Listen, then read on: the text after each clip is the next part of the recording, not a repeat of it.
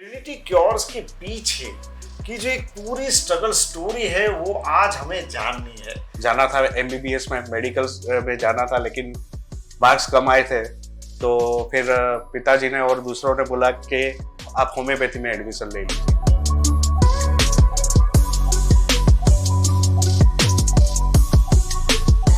अच्छा, Trinity cures इसका जन्म कब हुआ, कैसे हुआ, कहाँ से? जैसे मैंने आपको बताया कि होम्योपैथी में इंटरेस्ट आने लगा और जैसे उसके सेमिनार वगैरह और पढ़ाई भी करते थे। अच्छा, करते करते थोड़ा सा नॉलेज हमको भी हो गया।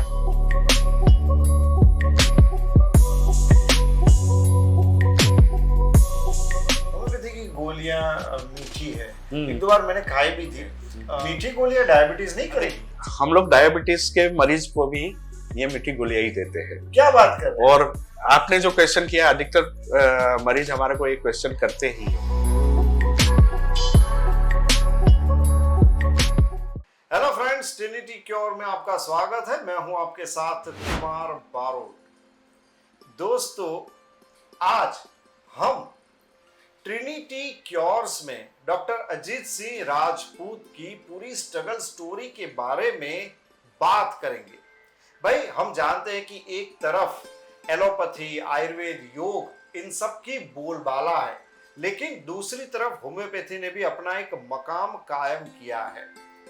होम्योपैथी की अगर खास करके बात करें तो अहमदाबाद के जाने माने होम्योपैथ डॉक्टर अजीत सिंह राजपूत के साथ आज हम बात करेंगे कि भाई किस तरीके से ट्रिनिटी क्योर्स का जन्म हुआ और आने वाले वर्षों में ट्रिनिटी क्योर्स कितना बड़ा होने वाला है। तो चलिए बातचीत शुरू करते हैं डॉक्टर अजीत सिंह राजपूत से।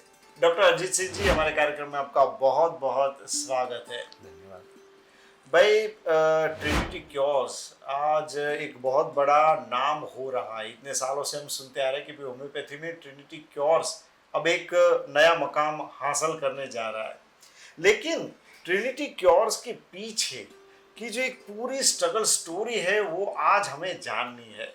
तो डॉक्टर अजीत सिंह जी, आप क्या जो बचपन है वहां से शुरू करते हैं कि भाई आपका जन्म कहाँ पे हुआ, आपका फैमिली बैकग्राउंड क्या है और आपकी स्कूलिंग कहाँ पे हुई? ऐसे तो बोर्न एंड बॉटअप मेरा अहमदाबाद में ही हुआ और पढ़ाई में मैं शुरू से अच्छा था, लेकिन उसको बोले अनफॉर्चुनेटली बोले, या मैं अभी कहता हूँ कि फॉर्चुनेटली 12th साइंस में मेरे मार्क्स कम आए। तो ऐसे तो मेरे को उस समय कुछ पता नहीं था कि होम्योपैथी होता है, आयुर्वेदिक होता है।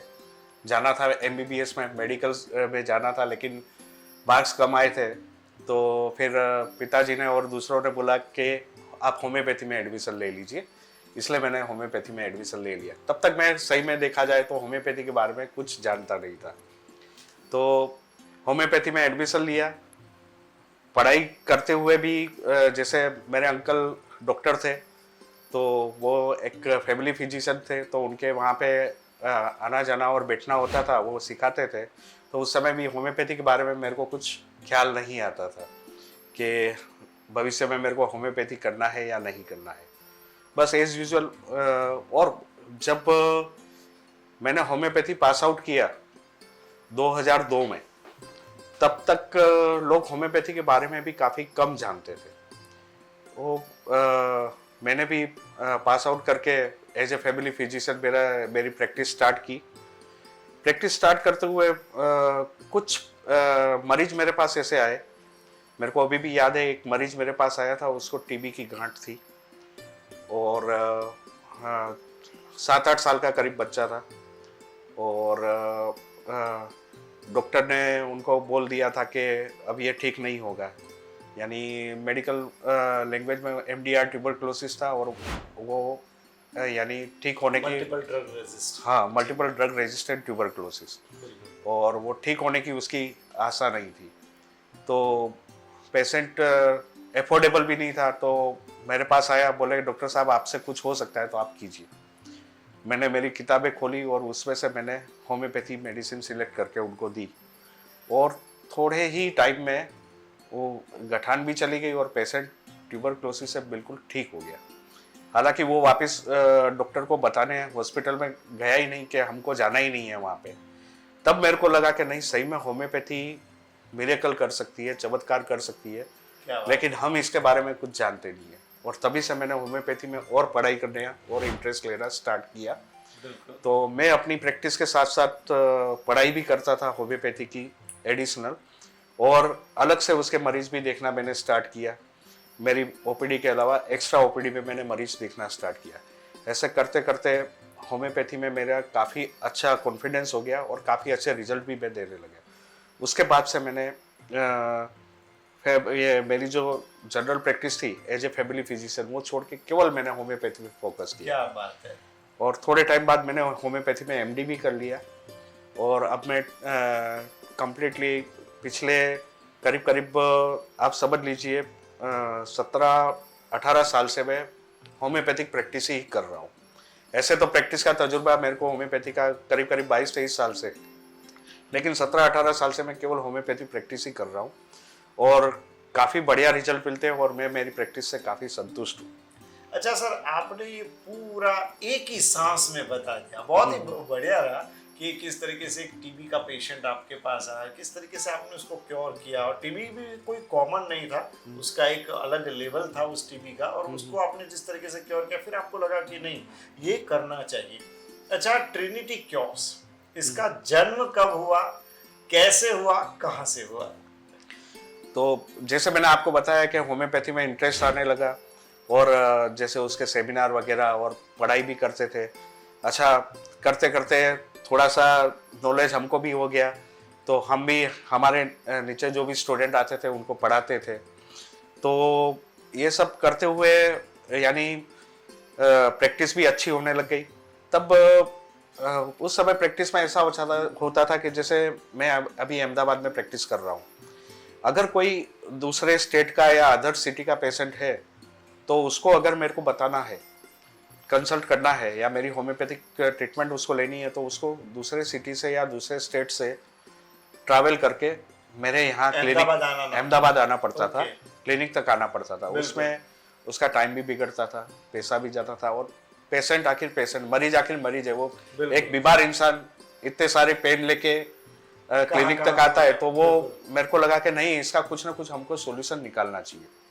और इन बिटवीन आप भी देखते हैं जैसे मोबाइल और इंटरनेट अच्छे से स्टार्ट हुआ था, तो हमने सोचा कि क्यों ना हम हमारी होम्योपैथिक प्रैक्टिस को ऑनलाइन कर दे, या उसको ऑनलाइन प्लेटफॉर्म पे कर दे, ताकि अगर मैं अहमदाबाद में भी हूँ और अगर किसी भी मरीज को कहीं से भी ट्रीटमेंट लेनी है, तो वो उसके घर से या उसके घर के आसपास के मेरे सेंटर से मेरे से ऑनलाइन कंसल्ट करके, या मेरी टीम से ऑनलाइन कंसल्ट करके वो वही होम्योपैथिक ट्रीटमेंट ले सकता है।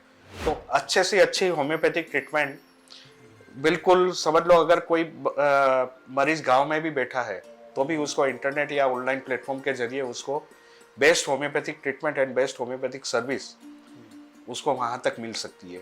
तो उसका टाइम भी बचेगा, उसका पैसा भी बचेगा, और सबसे बड़ी चीज है कि उसको एक हेल्थ जिसको बोलते हैं उसको क्योंकि आना जाना भी एक सिर्फ फिजिकल पेन जैसा भी होता है, मेंटल स्ट्रेस भी रहता है, क्योंकि दूर दूर गांव से, दूर दराज से आना, एक बड़े शहर तक आना, एक खर्चे के साथ साथ ये सारी चीजें भी बहुत मायने रखती है। आपने होम्योपैथी को ऑफलाइन से ऑनलाइन करने का सोचा, कोई भी चीज जब नहीं शुरू करते हैं कुछ चैलेंजेस का सामना करना पड़ता है, कैसे चैलेंजेस है? नहीं, आपकी बात बिल्कुल सही है, क्योंकि ये सोचा तो हमने सोचा था, कंसेप्ट भी तैयार किया, लेकिन जब हम इसको प्रैक्टिकली करने गए तब हमको काफ़ी दिक्कतें आई। जैसे ऑनलाइन तो हमने स्टार्ट किया, लेकिन क्या है, बहुत सारी जगह पे उस दौरान यानी इंटरनेट की कनेक्टिविटी इतनी अच्छी नहीं थी, या इंटरनेट की स्पीड इतनी अच्छी नहीं थी, और जैसे एक हमारे यहाँ जो बिलीव भी है कि नहीं, डॉक्टर को अगर हम फेस टू फेस बताएंगे तो ज़्यादा अच्छा रहेगा, तो ये चीज़ भी इस पे काफ़ी हमको दिक्कत की। दूसरा क्या है कि हम जो होम्योपैथी करते हैं उसमें हमको फिजिकल चेकअप की इतनी आवश्यकता नहीं होती है। जनरली हमारे पास जब भी मरीज आते हैं तब ट्रेंड ये होता है कि हर तरह से दवाई लेके अच्छे अच्छे कंसल्टेंट सबको बता के लास्ट में होम्योपैथिक ट्रीटमेंट लेने आते हैं, तो उनका डायग्नोसिस, रिपोर्ट्स सब कुछ पहले से हो चुका होता है, तो हमारे को फिजिकली कोई चेक करने की जरूरत ही नहीं होती है।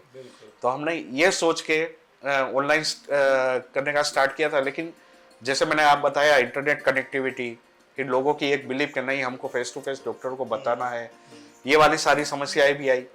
तो उससे हमने स्टार्ट तो किया, थोड़ा स्टार्ट करके ये सारे हिंडर्स आए, थोड़ा फाइनेंशियल कंसिक्वेंसेस भी आई। तो फिर हमने थोड़ा सा इसका कंसेप्ट उस समय चेंज किया कि नहीं हम एक काम करते हैं, सबसे पहले हम अलग अलग सेंटर जो सिटी है, गुजरात के अलग अलग सिटी है, उसमें हम लोग ऑनलाइन नहीं ऑफलाइन यानी एक डॉक्टर की टीम बनाते हैं और हम लोग सब वहाँ तक पहुँचना स्टार्ट करते हैं। लोगों को होम्योपैथी के बारे में पता चलेगा, ट्रिनिटी के बारे में पता चलेगा, ऑनलाइन कंसेप्ट बताएंगे, तो लोग धीरे धीरे इसकी तरफ जरूर मुड़ेंगे। तो ये सोच के फिर हमने ऑनलाइन को थोड़ा सा रोका और हम लोग ऑफलाइन पे फोकस किया।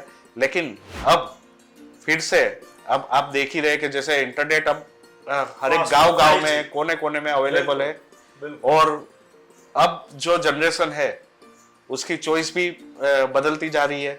जैसे पहले तो हम हमारी प्रैक्टिस की बात करें, पहले लोग हमारे क्लिनिक तक आना भी प्रीफर करते थे, सेंटर तक आना प्रीफर करते थे। अभी तो अगर नियर बाय कॉम्प्लेक्स में भी है, सेकंड कॉम्प्लेक्स में अगर कोई है तो वो भी चाहता है कि मैं आपके यहाँ नहीं आऊँ, आप मेरे को दवाई पहुँचा दीजिए। तो ये सबको देखते हुए अब ये लग रहा है कि अब ऑनलाइन कंसल्टेंसी काफ़ी इजी हो गई है। तो अब हम लोग वापस ट्रिनिटी को ऑनलाइन एक्सपांड करना चाहते हैं, और ये चाहते हैं कि हर एक सिटी, हर एक सेंटर, यानी सबसे पहले गुजरात और फिर बाद में इंडिया में हर एक सिटी तक हमारा सेंटर पहुंचे। सो चेन ऑफ क्लिनिक, वो भी एक ऑनलाइन जैसा आपने कुछ सोच के रखा है। और डेफिनेटली हम बहुत ही क्यूरियस रहेंगे आगे आने वाले दिनों में कि भाई ये ट्रिनिटी क्योर्स में और क्या क्या नया होने वाला है। सर, ट्रिनिटी क्योर्स में किन किन तरह के पेशेंट ज्यादातर आते हैं? जनरली कुमार साहब जी, हमारे गुजरात में ट्रेंड ये है कि कोई भी छोटी मोटी दिक्कत होती है तो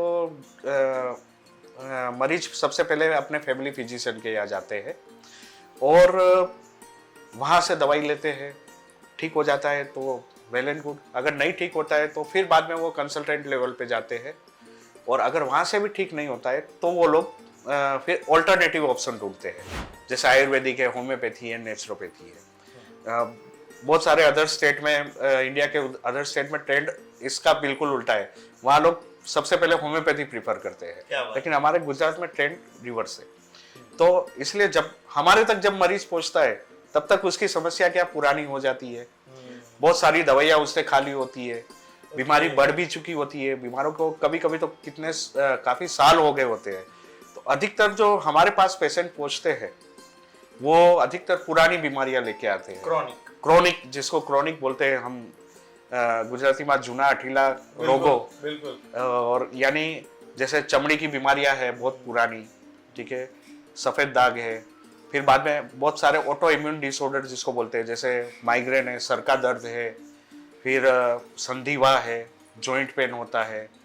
तो ये सारी बीमारियां लेके लोग, एलर्जी है, एलर्जी में दवाइयाँ खा खा के थक जाते हैं, उसके बाद होम्योपैथी में आते हैं। फिर जैसे बच्चों की बहुत सारी दिक्कतें होती है, बार बार जैसे एलर्जी का अस्थमा होता है, बार बार बच्चे बीमार पड़ते हैं, इम्यूनिटी ठीक नहीं होती है, बेड वेटिंग की प्रॉब्लम होती है, और हाइट वगैरह ये नहीं बढ़ती है, तो उसके लिए अधिकतर लोग हमारे पास आते हैं, और ये सारे केसेस में बहुत बढ़िया रिजल्ट मिलता है होम्योपैथी। क्या बात है। हाँ जी सर, आपने इतने सारे डिजीज के बारे में बताया कि जाहिर है वहाँ पे होम्योपैथी बहुत अच्छा काम करती है, और बच्चों की आपने जो बात की वो तो बहुत बढ़िया की कि शायद ये जो मीठी गोलियां है ना उनको ज्यादा पसंद आती होगी। लेकिन मैं एक इतने जो आपने डिजीज की बात की, आपकी ये जो 22-23 साल की प्रैक्टिस है उसमें कोई ऐसा केस देखने को मिला? आपने टीबी तो बताया, लेकिन इसके अलावा कोई खास केसेस देखने को मिले कि जिसमें आपको लगा कि नहीं भाई यहाँ पे एलोपैथी ने कुछ नहीं किया, लेकिन मैंने मेहनत की तो होम्योपैथी ने बहुत बढ़िया रिजल्ट लिखा है? ऐसा कोई केसेस आपका यादगार हो? हाँ, ऐसे केस मैं आपको बताना चाहता हूँ। मेरे पास एक लड़की आई थी, करीब करीब 15-16 साल की, और उसको पूरे चेहरे पे और बॉडी पे सफ़ेद दाग जिसको बोलते हैं, विटिलिगो या ल्यूकोडर्मा, वो वाली बीमारी थी। तो बहुत सारे कंसल्टेंट को, बहुत सारे डॉक्टर्स को, स्किन स्पेशलिस्ट को बता के आए थे, लेकिन इम्प्रूवमेंट नहीं आ रहा था। उसकी जगह बीमारी उसकी फैलती ही जा रही थी। इसके बाद जैसे वो होम्योपैथी में भी गए, तो होम्योपैथी में भी हमारी फील्ड में बहुत सारे जो अच्छे डॉक्टर हैं, उन्होंने भी इनको मना कर दिया था कि नहीं, होम्योपैथी से नहीं हो सकता। तो वो केस मेरे पास आया और मैं काफ़ी टाइम से इस तरह के केसेस में बहुत यानी अच्छा रिजल्ट देता हूँ, और मैं इसमें काफ़ी रिसर्च भी कर रहा हूँ। क्या बात है। तो मैंने उनको, पेरेंट्स को समझाया कि आप थोड़ा सा पेशेंस रखिएगा, लेकिन मैं आपको बिल्कुल इसको ठीक करके दूंगा। और आपको तो पता है इंडिया में जैसे अगर किसी को सफ़ेद दाग हो जाए तो क्या है कि पेरेंट्स भी बहुत कंसर्न में आ जाते हैं, और क्या है कि ये शादी वगैरह ये सारी चीज़ों में भी काफ़ी इश्यूज आते हैं। तो पेरेंट्स काफ़ी कंसर्न थे। मैंने उनको समझाया कि आप थोड़ा सा धीरज रखिए, थोड़े टाइम में आपको काफ़ी बढ़िया रिजल्ट मिलेगा। और मैंने ट्रीटमेंट उनको स्टार्ट की। सबसे पहले तो उनको बिलीव ही नहीं हुआ, क्योंकि आते ही पेशेंट को क्या होता है कि बस आप कोई भी लगाने की दवाई दे दो तो उससे क्या है, ये दाग चला जाएगा। मैंने बोला नहीं, मैं होम्योपैथी में केवल खाने की आपको दवाई दूंगा, लगाने के लिए कुछ नहीं दूंगा। क्योंकि अभी तक वो जो भी स्किन स्पेशलिस्ट वगैरह को बता के आते थे, वो लोग ऑइंटमेंट लगा के धूप में बैठने का और ये सब बोलते थे। तो उनको बिलीव नहीं हुआ कि बोले ये इतनी छोटी छोटी गोलियों से क्या होगा। बिल्कुल। लेकिन जैसे ही थोड़े टाइम उन्होंने ट्रीटमेंट लेना स्टार्ट किया और जो फर्क आना स्टार्ट हुआ, तो वो यानी बिल्कुल उनकी पूरी बिलीफ ही बदल गई। और करीब करीब मेरे को 1.5 से 2 साल लगा, क्योंकि काफी फैल चुका था। लेकिन 1.5 से 2 साल में वो बिल्कुल कंप्लीट क्योर हो गया। क्या बात है। मैं उसका क्या बोलते हैं, बिफोर और आफ्टर का फोटो में आपको नहीं बता सकता, क्योंकि पेरेंट्स कंसर्न थे कि अगर इसकी अब शादी की एज हो रही है, राइट, और अगर किसी को पता चला तो शायद दिक्कत हो सकती है। तो डॉक्टर साहब आप किसी को बताइएगा नहीं। लेकिन वो केस क्योर करके मेरे को काफी यानी जिसको बोलते हैं ना जॉब सेटिस्फेक्शन, अंदर से काफी अच्छा महसूस हुआ कि चलो एक लड़की अब एक सही अच्छे से अपनी आगे की जिंदगी निकाल सकेगी।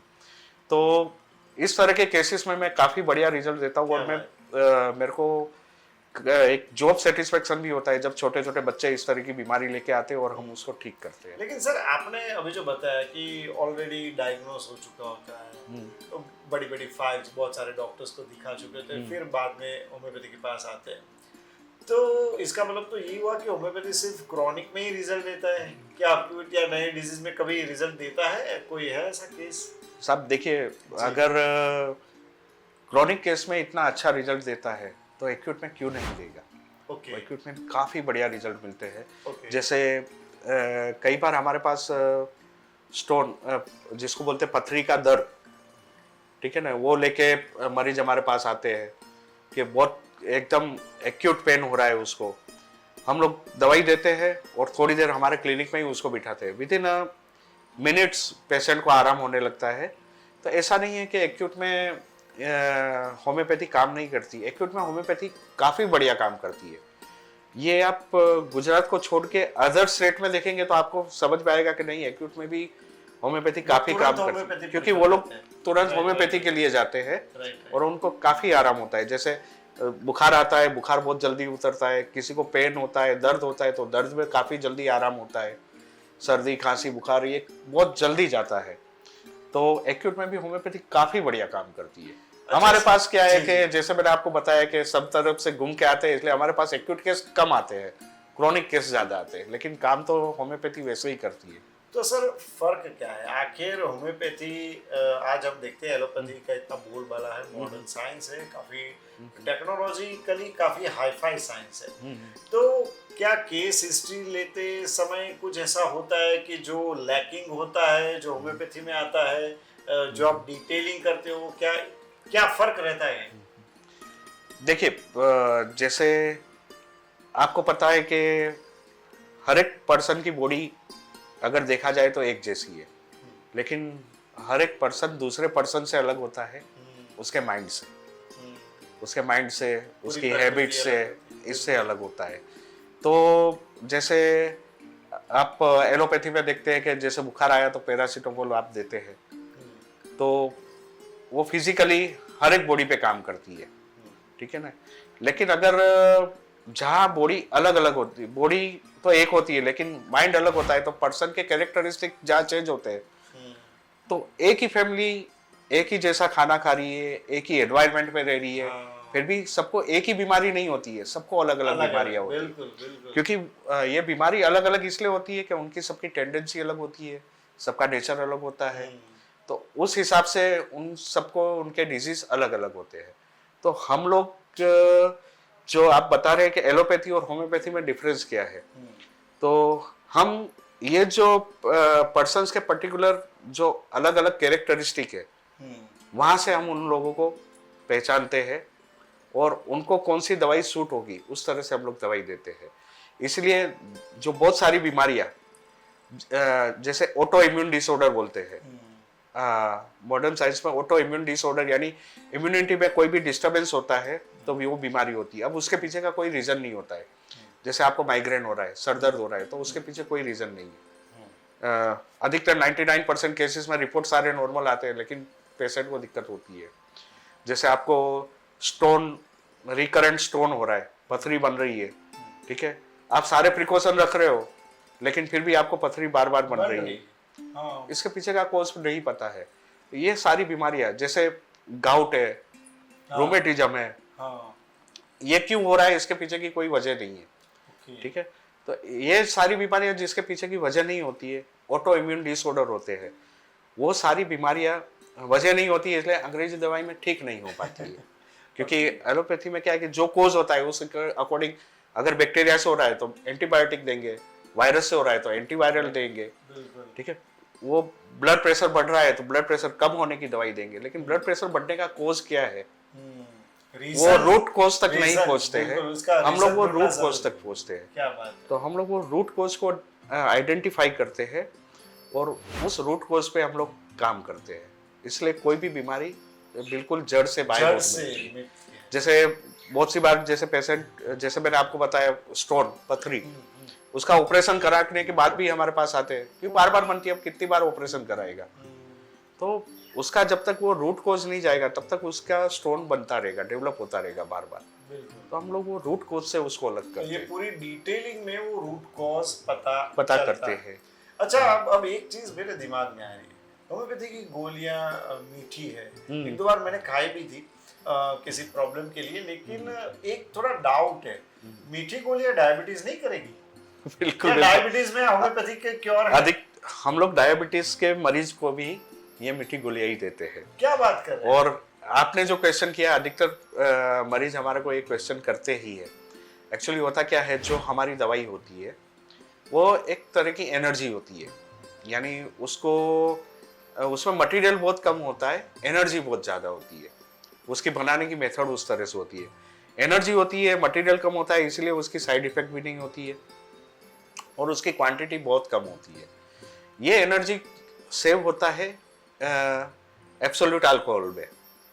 यानी लोग ये भी पूछते हैं कि आपकी दवाई में अल्कोहल होता है, लेकिन ये दवाई वाला, ये नशे वाला अल्कोहल नहीं है, ये दवाई वाला अल्कोहल है। ओके। तो ये जो प्रिजर्व होती है अल्कोहल में, अब अल्कोहल क्या है कि जैसे आप अगर उसको ऐसे ही लो, अगर हमारी मेडिसिन ऐसे ही आप लो तो आपको अधिकतर लोगों को वो एडिबल नहीं होगा, यानी उनको उसका टेस्ट शायद पसंद नहीं जमेगा।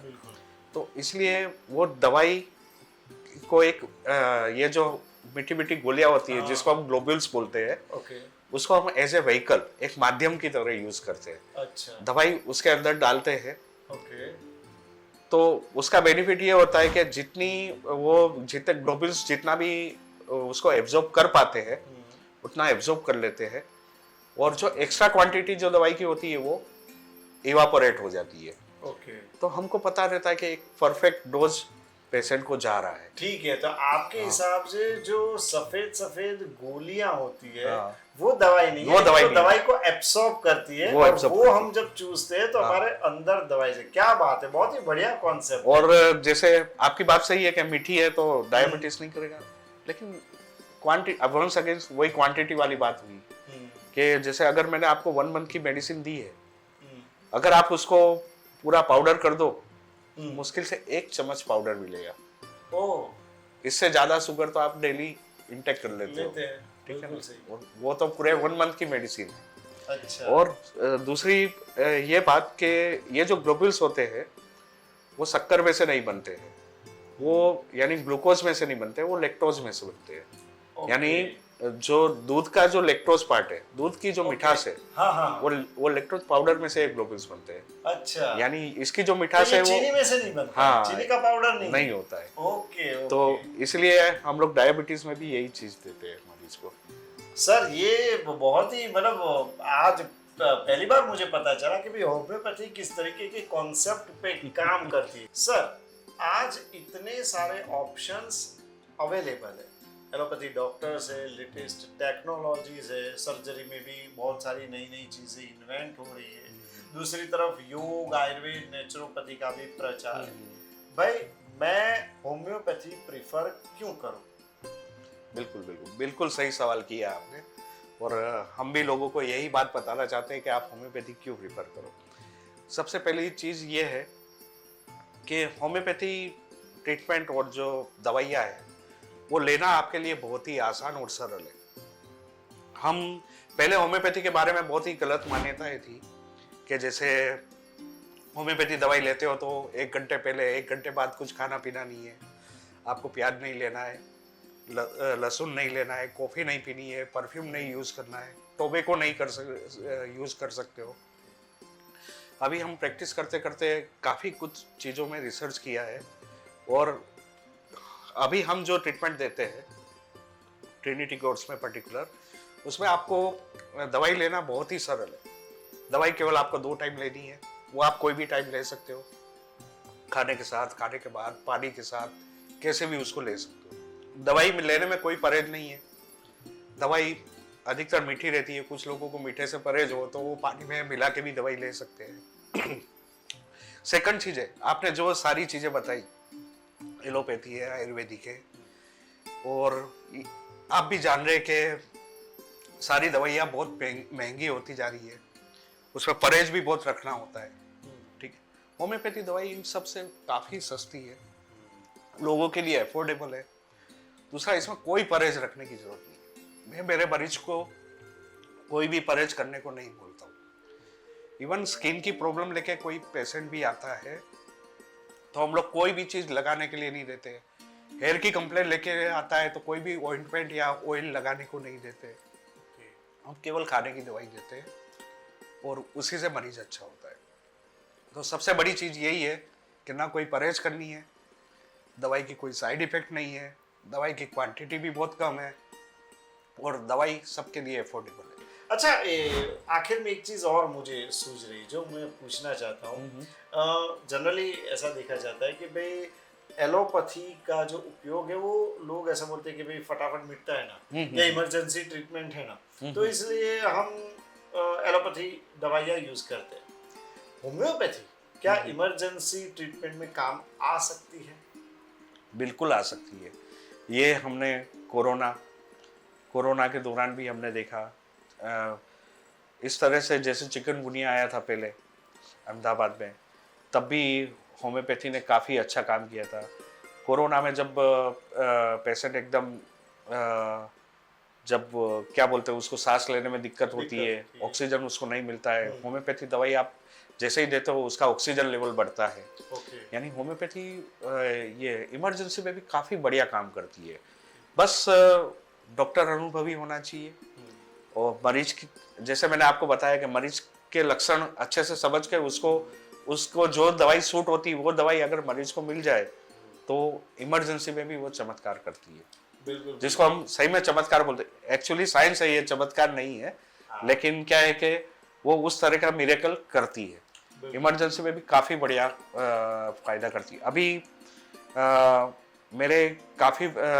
मेरा अभी रिसर्च चल रहा है।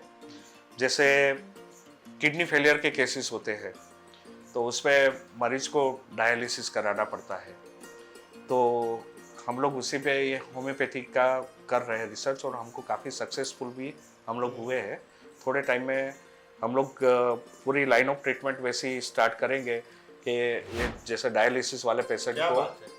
डायलिसिस कराने की ज़रूरत कम पड़े, या फिर जिसका अभी तक डायलिसिस स्टार्ट नहीं हुआ है, किडनी फेल होती जा रही है, क्रिएटिनाइन जिसको बोलते हैं वो बढ़ता जा रहा है, तो वो वहाँ स्टॉप हो जाए और थोड़े टाइम में वो वापस रिवर्स होकर वापस ठीक हो जाए। ओके। यानी इस तरह के केसेस पे भी हम लोग काम कर रहे हैं, इसलिए मेरी कंपनी का नाम Trinity Cures Life Science and Research Private Limited है। क्या बात है। तो हमारे डॉक्टरों की टीम है और हम इस तरह के रिसर्च भी साथ में करते हैं।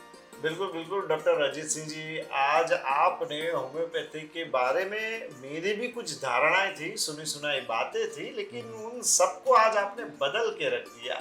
और हम ईश्वर से प्रार्थना करेंगे कि आप जिस पथ पे जा रहे हैं और जिस तरीके के लोगों की सेवा करना चाहते हैं और जो आप चेंजेस लाना चाहते हैं, वो एक रिवॉल्यूशन हो और लोगों का पेन कम हो, और होम्योपैथी उसमें बहुत ही अच्छी तरीके से उन सबको क्योर कर पाए। सर, आप हमारे साथ जुड़े इसलिए आपका बहुत बहुत धन्यवाद। धन्यवाद धन्यवाद। तो दोस्तों, ये थे जाने माने होम्योपैथ डॉक्टर अजीत सिंह राजपूत, जिन्होंने आज होम्योपैथी के बारे में बहुत सारे कॉन्सेप्ट है वो क्लियर कर दिए। आज मेरी भी बहुत सारी जो मान्यताएं थी वो बहुत ब्रेक हो गई, टूट गई कि भाई होम्योपैथी है वो मीठी गोलियां हैं तो डायबिटीज नहीं करती है, होम्योपैथी में अल्कोहल है तो वो नशा नहीं करता है।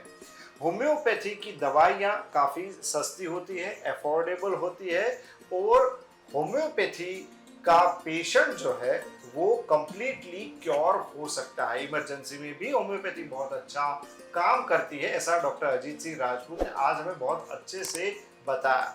दोस्तों, आज के लिए बस इतना ही, फिर मिलेंगे एक नए विषय के साथ, तब तक के लिए नमस्कार।